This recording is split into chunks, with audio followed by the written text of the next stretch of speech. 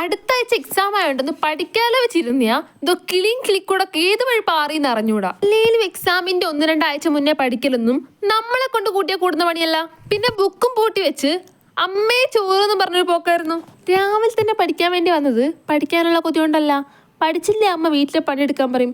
അതുകൊണ്ട് രാവിലെ തന്നെ ബുക്കും തുറന്നു വെച്ച് രാവിലെ തന്നെ ബുക്കിന്റെ മുന്നിലിരിക്കുക. ഈ ഇരുത്ത് അമ്മേനെ കാണിക്കാനൊന്നും അല്ല, അല്ലെങ്കിൽ ഞാൻ പഠിക്കുന്ന കുട്ടിയാണല്ലോ. പക്ഷെ ഈ പഠിക്കുന്നോണ്ട് ഗുണങ്ങൾ എന്തൊക്കെയാ വെച്ചാൽ ഇങ്ങനെ തിന്നാൻ ഇടയ്ക്കിടയ്ക്ക് കിട്ടിക്കൊണ്ടേയിരിക്കും. അല്ലേലും പഠിക്കായിരുന്ന അമ്മ ഇങ്ങനെയാ, അമ്മ തിന്നാൻ ഇങ്ങനെ ഓരോന്ന് കൊണ്ടുത്തന്നോണ്ടിരിക്കും, ഞാൻ തിന്നോണ്ടേയിരിക്കും. പഠിത്തം വെച്ച് ബാക്കി എല്ലാം നടക്കുന്നുണ്ടായിരുന്നു. പിന്നെ ബാക്ക് കൂടെ പോകുന്നത് അതെന്റെ മാതാശ്രീയാണ്. അതൊരു ഇൻസ്പെക്ഷൻ ആയിരുന്നു.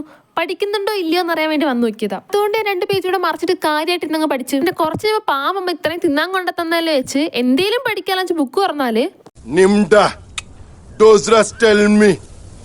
Her tabush crack oikinim bumla. അതുപോലെ എന്തൊക്കെയോ കുറെ സാധനങ്ങളാണ്. അതുകൊണ്ട് ഞാൻ ഒന്നും നോക്കിയില്ല, പെട്ടെന്ന് ബുക്ക് അടച്ചു. പിന്നെ ഇവനാണ് എന്റെ വീട്ടിലെ പൂച്ച സാർ. ഈ സോപ്പിടലൊന്നും നോക്കണ്ട, ആള് വെറും കച്ചറയാണ്.